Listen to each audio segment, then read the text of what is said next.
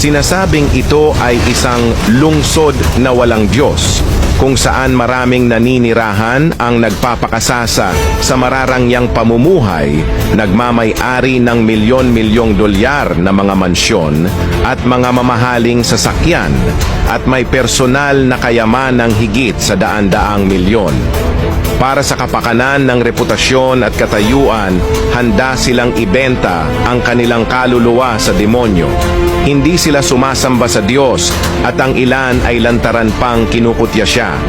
Pagkalipas lamang ng 48 oras pagkatapos ng kanilang pangungutya, nagkaroon ng wildfire sa lungsod. Hindi lang isang wildfire, kundi 6 na sunod-sunod na sunog. Ang kayamanan, mansyon, at mga mamahaling sasakyan ay naging abumagdamag na parang eksena ng katapusan ng mundo. Sabi ng ilan na parang apoy ng Sodoma ang bumagsak dahil ang lungsod ay puno ng kasalanan. Inilarawan naman ito ng iba na parang impyerno sa lupa, ngunit hindi tulad ng sa impyerno, may pagkakataong pang makatakas. Ang impyerno ay walang labasan. Kaya, ang apoy bang ito ay paghatol mula sa Diyos? Kung ikukumpara sa pagkawasak ng Sodoma, ang sakuna ngayon ay sumira lamang ng material na kayamanan, hindi ng mga buhay.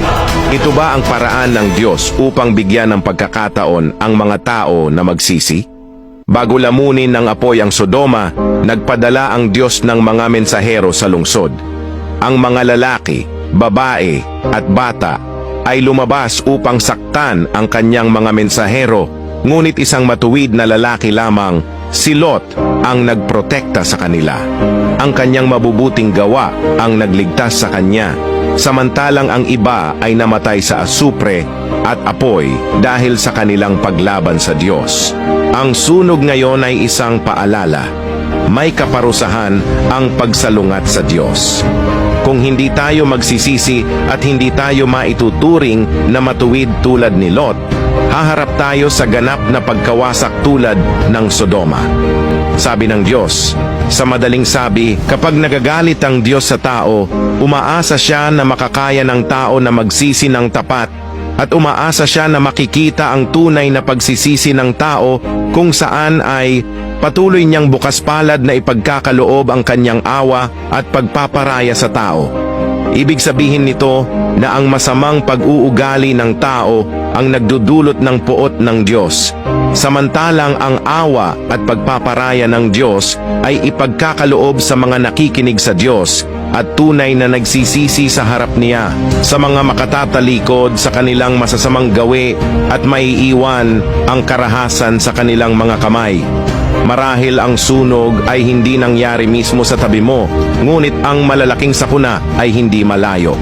Maaaring hindi mo iniinsulto o sinasalungat ang Diyos, ngunit posibleng unti-unti kang nalalayo sa Kanya dahil sa tukso ng pera, sa makamundong kasiyahan o sa sobrang pagiging abala. Kaya't kailangan nating lahat na magsisi.